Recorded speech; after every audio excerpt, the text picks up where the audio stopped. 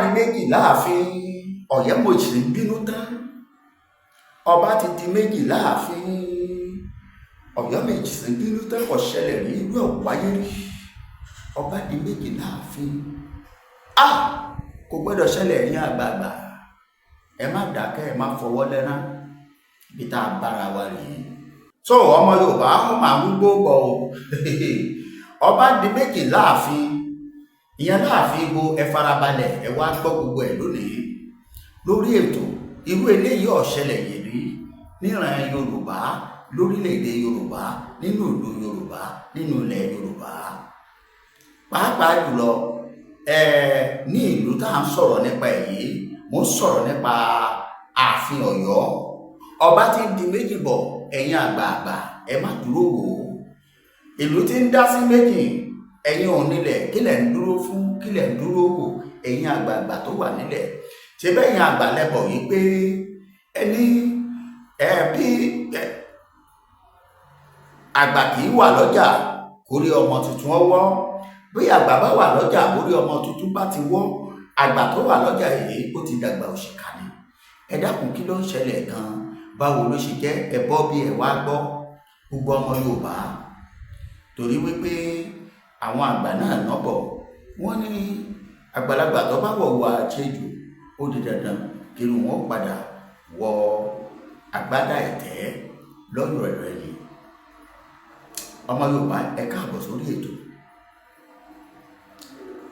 Ẹ wo bí láìpẹ́ láì jìnnà, ẹ wá wo nǹkan tó ṣẹlẹ̀ nínú àárín ìlú Ọ̀yọ́, pàápàá jùlọ láti ọ̀dọ̀ kábíyèsí Aláàfin tìlú Ọ̀yọ́, ọba Àwọ̀adé Abímbọ́lá Akeem Ẹlẹ́wùẹ̀tù. Eléyìí jẹ́ nǹkan pàtàkì tó jẹ́ pé ó mú kí ọ̀pọ̀lọpọ̀ ọmọ Ọ̀yọ́ kí wọ́n máa ní ọgbẹ́ ọkàn, àti ọ̀pọ̀lọpọ̀ àwa ọmọ tá a jọ mọ ọ̀ràn Yorùbá ká máa ní ọgbẹ́ ọkàn. Ẹ wo kábíyèsí yìí, pàápàá jùlọ nígbà tí wọ́n ti gorí àlééfà, tí wọ́n ti yàn wọ́n gẹ́gẹ́ bí a ti sọ wípé Ifá ló mú wọn, àfi bí ìgbà tí wọn jọba nílùú Ọ̀yọ́ rí.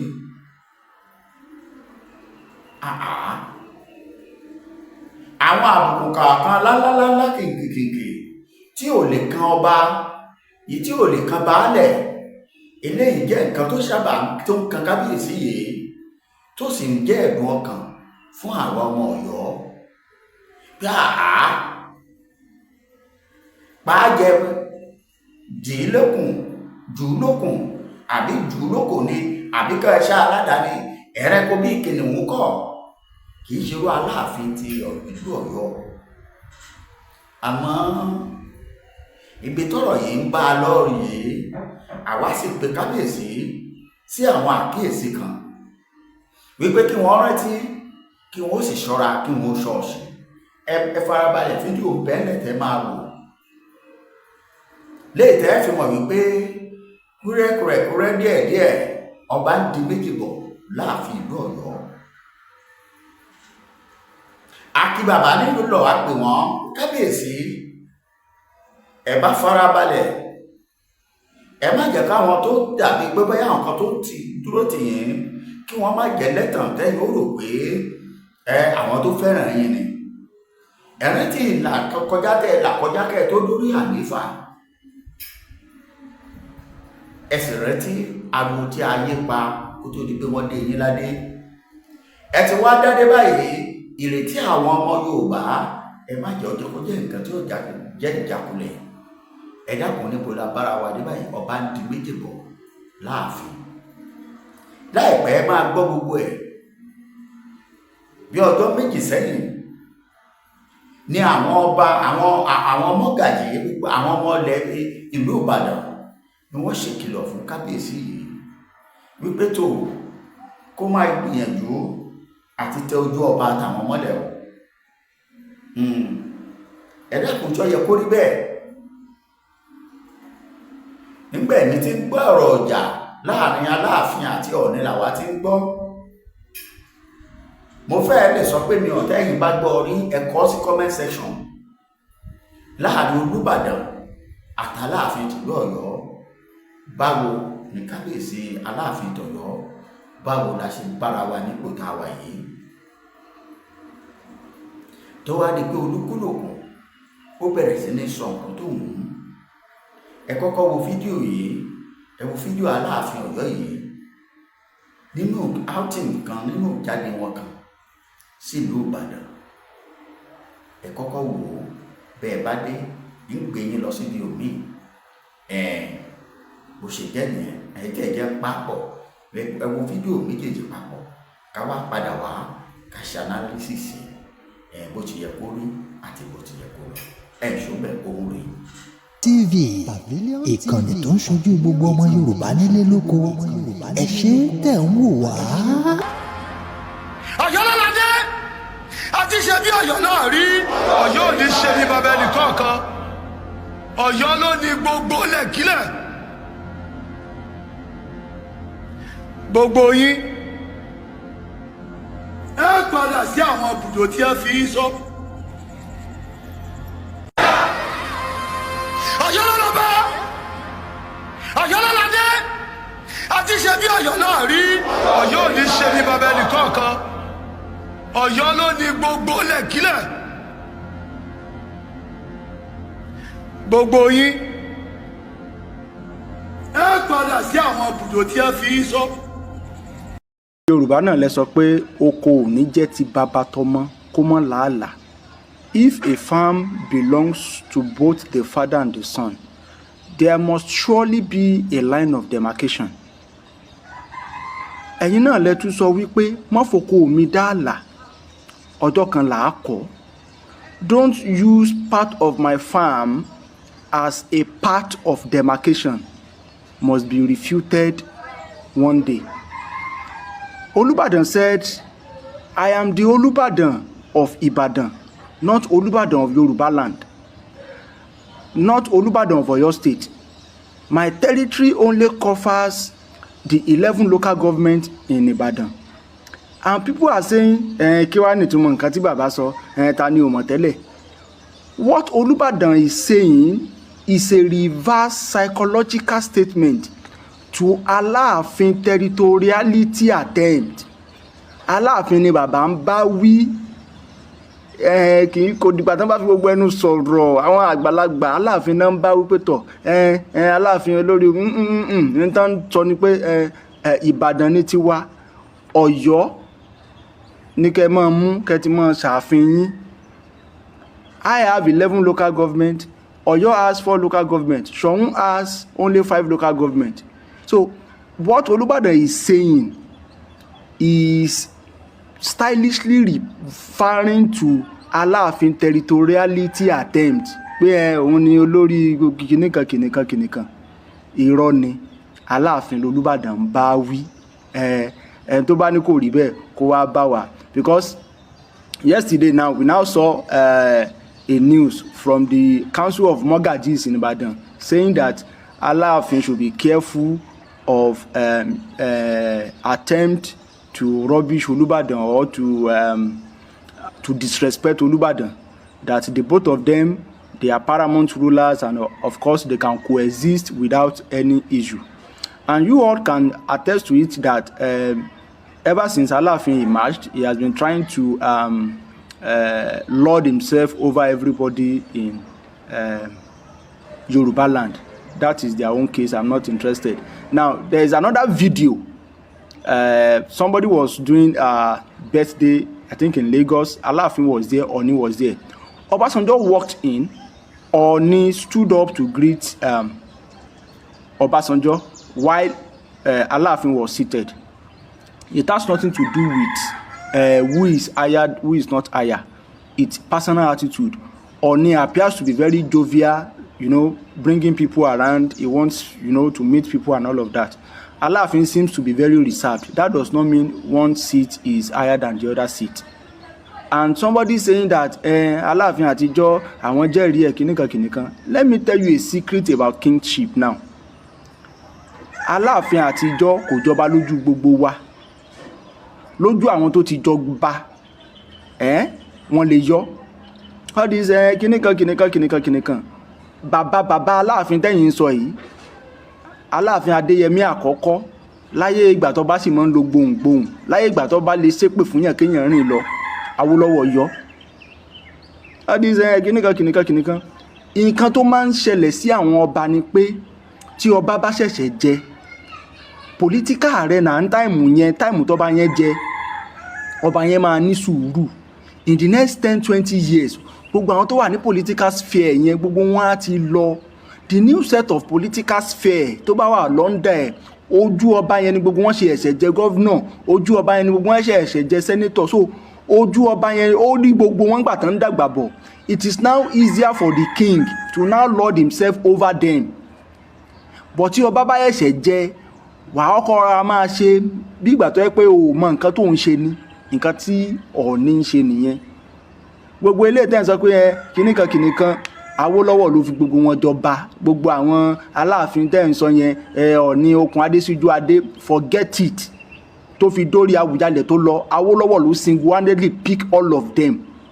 Wípé ọba kan ṣe kìnìkan, ọba tó sì lágídí jù in history is not even Aláàfin Adéyẹmí. It is Ọlọ́wọ̀, the Ọ̀wọ̀ kingdom in Ondo state today na Ọlọ́wọ̀ ni ẹ̀ẹ̀mejì náà yọ. To know how Eddie, this king, was in his time.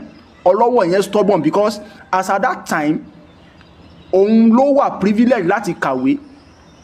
So he was appointed as the secretary of Lọ́balọ́ba for Yoruba land. So he understood power play and he played it well.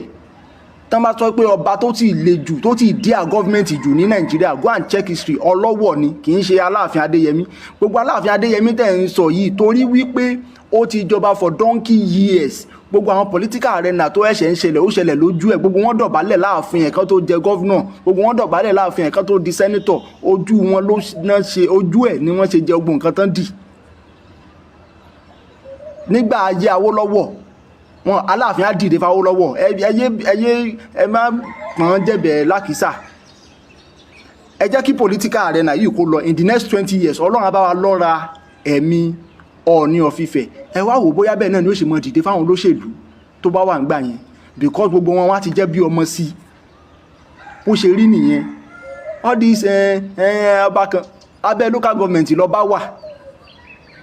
Abẹ́ local government òun lọ́ba wà. Kódà kí irú bí Olubadan sìn bó ṣe cover 11 local government yẹn, under Ibadan North local government ní palace wà ń sìn. Under one of the local government within Ibadan, bóyá Ibadan North ní the new palace force ń sìn, or Ibadan South West, one of the local government yẹn, àbí Ibadan North East, one of the local government ní kábíyèsí máa force.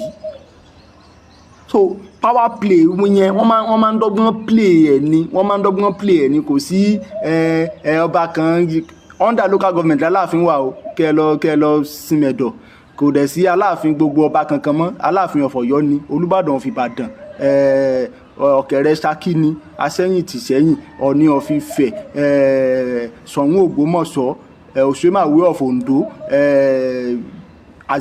Àwùjalẹ̀ Ìjẹ̀bú, Aláké of Ẹ̀gbá. Bó ṣe lọ nìyẹn. Àkàrígbò ti Rẹ́mọ. Pípọ̀ ìlú ẹ ló jọba lé lórí ń sìn. Olórí gbogbo ọba yẹn kò wọ́ọ̀kì mọ́. And tẹ bá fẹ́ fight ìjà yẹn, Awólọ́wọ̀ náà ló fi wọ́n under local government, kẹ́ lọ béèrè. Awólọ́wọ̀ tẹ́yìn sọ pé under local government ni Awólọ́wọ̀ fi àwọn ọba sí. Awólọ́wọ̀ ló ṣe, under local government ló fi wọ́n sí.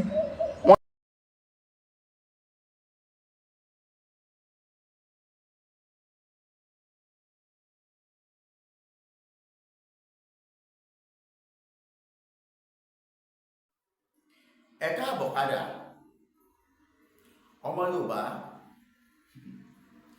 Gẹ́gẹ́ bí ọba, mo rò pé ẹ rí ìrìn àjò tí kábíyèsí yìí rìn.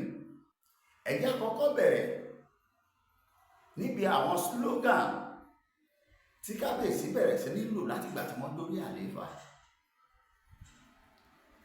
Àwa ti máa bá ikú bàbá yèyé pàdé. Èmi ò rò pé àwọn tó ń darí bàbá tí wọ́n ṣíwájú wọn tó wọ́n pariwo orú eléyìí tó bí bàbá yìí ṣe ń pa á. Eléyìí èní nìyẹn. láìpẹ́ yìí ní bàbá yìí jàjàjàjà tí wọ́n tún jà lórí pé a fi Bọ́lá Ahmed jà síwájú ilẹ̀ Yorùbá. Oyè aṣíwájú tí Bọ́lá ti jẹ lọ́pọ̀lọpọ̀ ọdún sẹ́yìn, lọ́pọ̀lọpọ̀ tí ń pè pé aṣíwájú ilẹ̀ Yorùbá tí kìí ṣàná, tí kìí ṣèní. Èmi fẹ́ sọ nǹkan yìí pé káwọn àgbààgbà ó béèrè lọ́wọ́ kábíyèsí ọba Ọ̀wọ̀ Adé Ẹlẹ́wọ̀ Ẹ̀tù kábíyèsí kájọ pẹ́ lórí kí bàtà ọpẹ́ lẹ́sẹ̀. Kí ni wọ́n fẹ́ gangan lọ́wọ́ ọmọ Yorùbá? Torí pé ìtẹ̀lójúmọ́lẹ̀ táwọn èèyàn ń tẹ̀ wọ́n lójúmọ́lẹ̀ yìí inú àwọn ọmọ Ọ̀yọ́ ò dùn sí. Ṣùgbọ́n ọ̀rọ̀ Yorùbá lókan ló bọ̀, wọ́n ní iṣu ẹni nímú ní tọwọ́ bọpo. Nígbà tí iṣu wọn bá ti wá mú wọn tọwọ́ bọpo báyìí, ẹ dákun kí ni wọ́n máa ṣe? Ọ̀nà wo náà máa gbé gbà? A sì lè dákẹ́ ká máa wò. Ẹgbọ́n nǹkan tí bàbá arákùnrin tó sọ̀rọ̀ kejì lórí fídíò kejì sọ. Ó ní directly òun l'Olúbàdàn fi ń sọ fún gbogbo àwọn ọba àyókù pé Ìbàdàn lásán lòun jọba lé lórí, kódà ọba òun ò délùú Èrúwà tó súnmọ́ wọn. Èrúwà àti Ìbàdàn ti fẹ́ẹ̀ jápọ̀.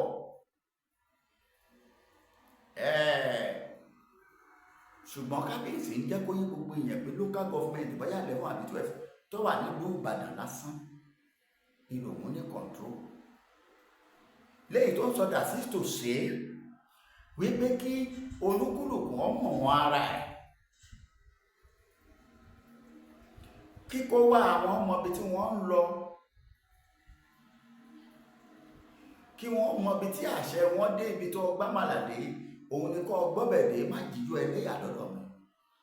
Ẹgbọ́n nǹkan tí àwọn ọmọ Olúbàdàn sọ.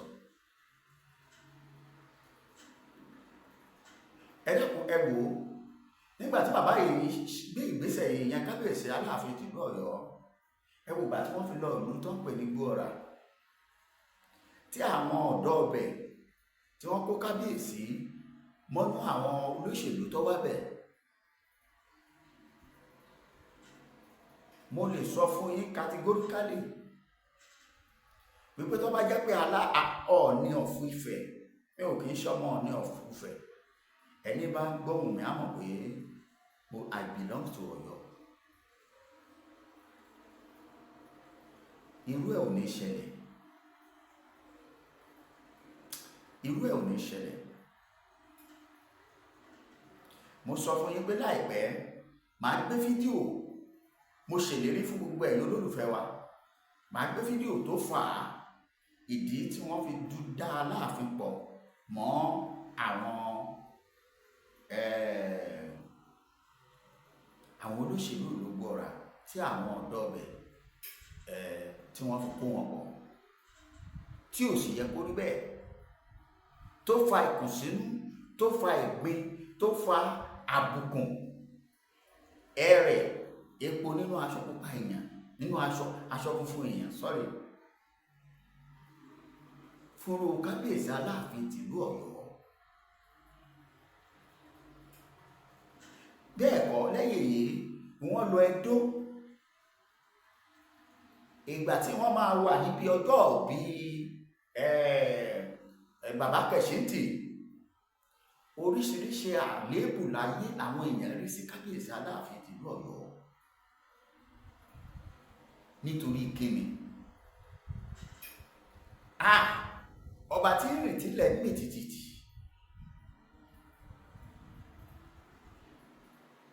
Ṣé tàì lówó ni, àbí tàì nípò, àbí tàì lọ́lá, àbí tàì ní ìbẹ̀rù lára? Rárá, gbogbo ẹ̀ ló pé sí bàbá lára. Àmọ́ kí ló lè fà á? Àwọn mọ́gàjí ń kìlọ̀ fún don't dare disrespect Ládọjà. Ìbàdàn mọ́gàjí CCIL Monarch orders one Aláàfin of Ọ̀yọ́ no ẹ jẹ́ ká jẹ jọ gbélé ká jẹ jọ bára wa sọ̀rọ̀. Ìbéèrè kan wà tí mi fẹ́ béèrè lọ́wọ́ gbogbo ẹ̀yin ọmọ Yorùbá tẹ̀ ń gbọ́ mi. Mo sì fẹ́ kẹ́ fún mi ní ìdáhùn ní comment section. Ìbéèrè náà rèé, ẹ dákun, ṣé kò sí respect nínú kéèyàn jẹ kábíyèsí àtọ́jú orí ni? Get me o. Ládọjà will be around 80 years tí mi ò bá ṣe. Now kábíyèsí Aláàfin Ọ̀yọ́, mo gbọ́ wípé wọ́n ti lé ní 50 years, right? Even kí wọ́n ti wọ 60 years. Ṣé ibi tí ayé lajú dé yìí, níbi tí ìrìn àjò àwa èèyàn dé, tí ọ̀làjú dé yìí, ǹjẹ́ pé irú kábíyèsí ọba Ládọjà Adéwọ̀lú, ẹgbẹ́ àfitá délẹ̀ ká sì gbà pé kábíyèsí Aláàfin Ọ̀yọ́ ò tí ì dádé, kí wọ́n wá pàdé lóde? Ṣáláàfin Ọ̀yọ́ ò ní dọ̀bálẹ̀ fún kábíyèsí Ládọjà? Now ká wá sọ pé ipò tí Aláàfin Ọ̀yọ́ wà tó jẹ́ ipò àgbà sọ wọ́n dàgbà, ìjọ sọ wípé kí wọ́n má fún wọn lọ́wọ́ tí wọn gẹ́gẹ́ bí ọjọ́ orí. Ẹ wo for instance, ẹ wà pẹ́rẹ́ tí a bá ń sọ̀rọ̀ wípé Ọ̀ọ̀nìrìṣà kábíyèsí ọba Adéyẹyè Ògúnwùsì Ọ̀jájá, tí gbogbo ọmọ Yorùbá bá padà lónìí tí wọ́n bá gbé bàbá yìí gẹ̀gẹ̀gẹ̀, ìwà kan ṣo ni wọn. Humanity lolóyìnbó ń pè é, respect, ìkóra ẹni mọ́ra. Bí kábíyèsí Aláàfin Ọ̀yọ́ bá rìn lọ, kábíyèsí kì í rẹ́rìn-ín. I don't know why, mi mọ̀dí.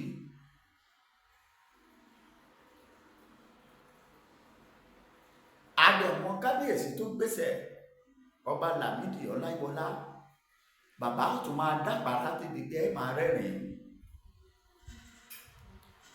Ẹjọ́ kábíyèsí Aláàfin tìlú Ọ̀yọ́, mo ṣí fìlà forí adé. Kí lẹ fẹ́ lọ́dọ̀ ọ̀ràn Yorùbá, pàápàá jùlọ nírú àsìkò tá a wà yìí? Ìdí àti túmọ̀ tí mo fi ń béèrè ìbéèrè yìí nìyí, tí ò fi ní jẹ́ wípé àwọn ọmọ Yorùbá wọ́n máa wá taṣọ àbùkù sáṣọ àláyé. Láyé social media yìí, àwọn tí ò mọ̀ nǹkan ṣe wọ́n máa bọ́ sórí social media, wọ́n máa sọ̀rọ̀ sọ́ba tiwa, a sì ní lè sọ̀rọ̀ ọ̀rọ̀ àgbàdà tá a fi fẹ́ sọ̀rọ̀ dà. Ìgbà tí kábíyèsí náà bá ti ṣe nǹkan tó yẹ, nǹkan tí wọ́n fi máa sọ̀rọ̀ sí wọn.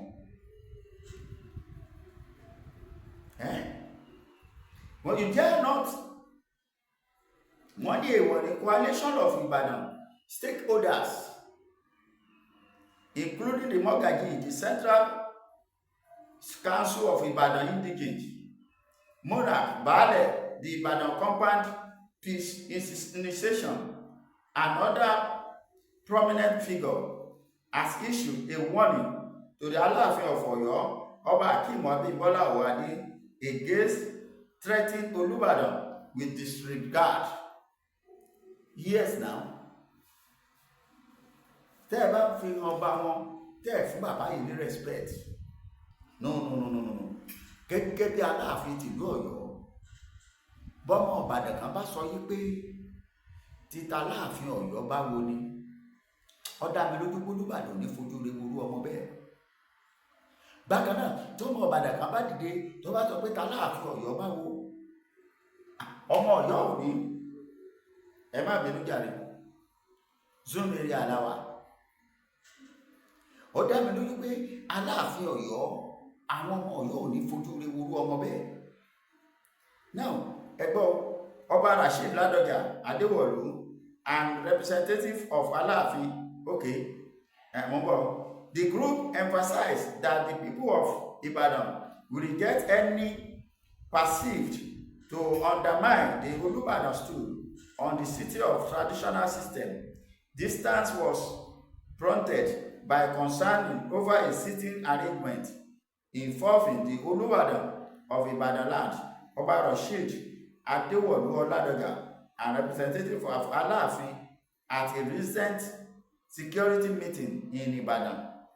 In a joint statement by the president, Ibadan Mogaji Asiwaju Ariori, and the coordinator of Ibadan Compound Peace Initiative, Mogaji Dr. Nuruddin Akinade, then the stakeholder asserted that Ibadan land is not subordinate to Oyo or any other Yoruba town.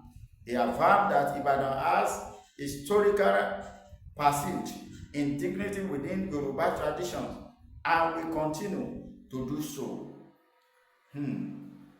Shego, the statement called on Yoruba leader to engage the Lafin on the matter, cautioned that Ibadan peace nature should not be mistaken for weakness.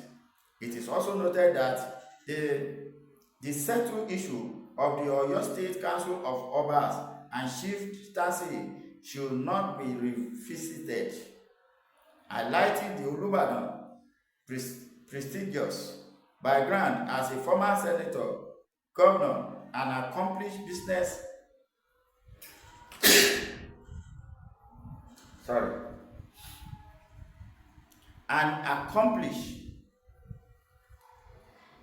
businessmen. Okay, kí ni wọ́n sọ bọ̀? Òun ni wípé Ìbàdàn kìí ṣe ọmọ ọ̀dọ̀ fún ìrankíran àbí nínú ìran Yorùbá. Fún díẹ̀ yìí, Ìbàdàn kọjá nǹkan tí Aláàfin Ọ̀yọ́ tó lè fi ojú kékeré mú. No, normally tẹ́ bá wo àwọn fídíò tí mo play sẹ́yìn, ẹgbọ́n nǹkan tárákùnrin yẹn sọ. Ó yànnà náà àwọn ọba tó ti stubborn rí. Bẹ́ẹ̀ni, but àwa ò nílò àwọn ọba tó stubborn that aspect for now.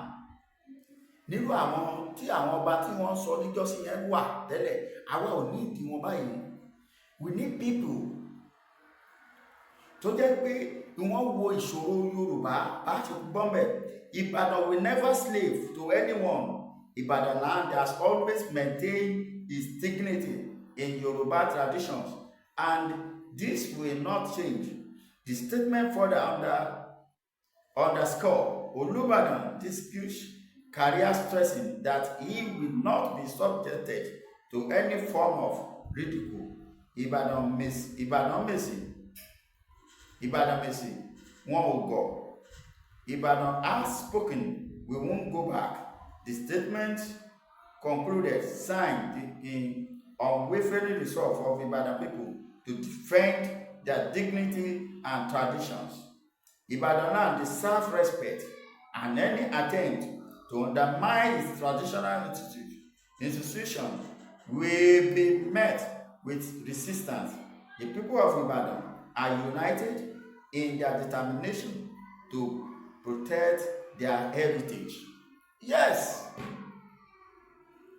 Bẹ́ẹ̀ni, àìlèjà ní jẹ́ wọn òbí mi nílẹ̀ yìí, ìdílé bàbá ẹnìkan ìgbéjì èèyàn. Nǹkan táwọn àwọn ọmọ bíbí ìlú Ìbàdàn yìí sọ, they are saying the fact. Kí ló fẹ́ ṣẹlẹ̀? Kí ló fà á? Kí ló fẹ́ fà kí kábíyèsí Aláàfin Ọ̀yọ́ ó jẹ́ pé àlọ́bá Ọ̀ọ̀ni fìyàn joyè, ó fìyàn ṣe kíní, ó fìyàn ṣe gbá, ó fìyàn ìyàwó, eléyìí ní tọ̀yọ́. Ní at this level, is that what we need? Ṣé wọn tá a nílò rèé? Àwọn Fúlàní pa àwọn ọmọ ọ̀ràn Yorùbá káàkiri orígun mẹ́rẹ̀ẹ̀rin ìlú. Ṣé ẹni tí àwọn kábíyèsí fẹ́ fi joyè tí owó fi jáde, tí mọ́tò bọ̀gìnì náà jáde, ṣé ìjà ìyẹn ló kàn? Lágbàgbà jẹjẹjẹ ó ní ìjà táwọn bàbá wa jàjàjàjà tí wọn ò rò ní tí wọ́n lọ. Torí ìjà Aláàfin Ọ̀yọ́ àtọ̀ ní òṣìṣẹ́ bẹ̀rẹ̀. ẹgbẹ́ nǹkan tárákùnrin yẹn sọ, kò sí kábíyèsí tí wọ́n lè yọ ẹ padà ń di ohun tí ò sí, kò sí.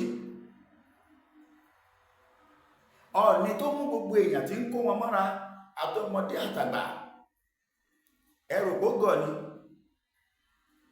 kò gọ̀, ó fi ń ra yìí ní kábíyèsí Aláàfin Ọ̀yọ́ ọba Akeem Ọ̀wàdé ọmọ kútíkú ọ̀gbọ́dọ̀ pa, ọmọ òfò, ọmọ àdámọ̀, ọmọ àdábá alẹ́, ọmọ àdábá òde. Ẹrù díẹ̀ no ẹ kíyèsí ìpìlẹ̀.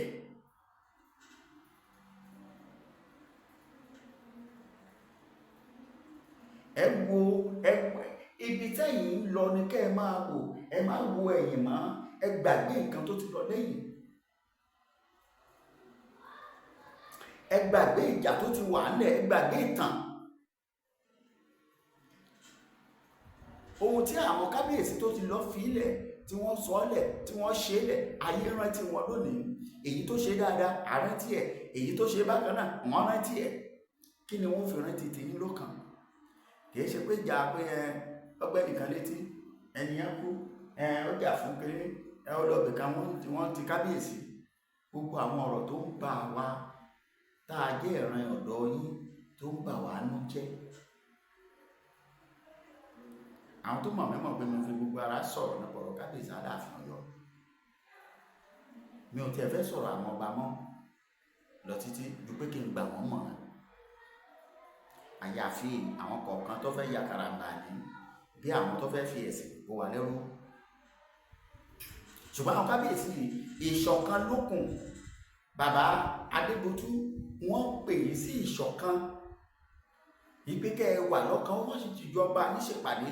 Gbogbo yín sọ pé ẹ fọwọ́ sí unity, ẹ fọwọ́ sí àlàáfíà tẹ fọwọ́ sí dà. Láti jọ́ yìí tí olóyè Sunday ti tẹ̀lé gbogbo yín tó ti wọlé àwọn kábíyèsí káàkiri, àti ìrì kókó lórí ọ̀rọ̀ ẹ̀, àti ìrì kí ẹ fọ́ọ̀mù joint security fún ilẹ̀ Yorùbá tẹ́ ẹ sọ ẹ tí ì rí ṣe, ẹ lè rí ṣe. Báwo ẹ fẹ́ rí ṣe nígbà tó jẹ́ wípé oyè là ń jà sí, nígbà tó jẹ́ pé territory tèmi ibi kan báyìí mo wà ní là ń jà sí. Ẹjọ́ ilé ẹ̀bẹ̀ làwa wá bẹ̀rẹ̀ àgbà àbátìjà wa torí àlè dá yín mú, ṣùgbọ́n a fẹ́ lẹ́dà yín bẹ̀yìn, a fi àwọn onílẹ̀ bẹ̀yìn bàbá. Gbogbo ẹ̀mí kábíyèsí ìṣọ̀kan yín ni ó mú kílẹ̀ Yorùbá bọ́ lọ́wọ́ àwọn ìran burúkú tó ń bọ̀ tó dúró tì wá lọ́rùn yìí. Bẹ́ẹ̀ ní bá wá mọ̀ agbára òun ọ̀ka kó fi ilẹ̀, ṣùgbọ́n bá fẹ́ máa wá lọ jàjà ohun tó ti ṣẹ̀ tẹ́lẹ̀, ẹgbẹ́ wọn wá gbégbé tàn án ṣọ́ gbàgbé pé òun ló ṣe báyìí má gbà fún un. Àsìkò yìí kọ́ sà, àsìkò yìí kọ́, ẹ gbàgbé ẹ̀. Ẹ má jẹ́ kí inú bí àwa sí àwọn olóṣèlú tí wọ́n yẹpẹrẹ ẹ̀yin kábíyèsí tiwa.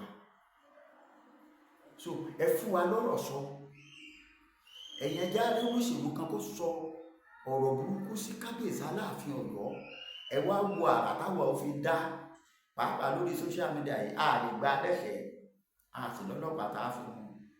Ṣùgbọ́n a bá wọ ọ débi pé a lọ wá sàtífíkẹ́ẹ̀tì bí wọ́n ṣe bí jáde pẹ̀lú ògo Ọlọ́run. Ẹ jẹ́ kẹ́nìkan orí kábíyèsí wa fún tọ́jú olóṣèlú, ṣùgbọ́n kábíyèsí náà má rìnrìn àrùn fún un. Ìrẹ́jọ́ báyìí là á kọ́ ẹnìkan kọjá. Kó tó di pé ọba ó di méjì láàfin torí àwọn ọ̀rọ̀ ń bínú. Kábíyèsí ẹ wá àkànṣe sí.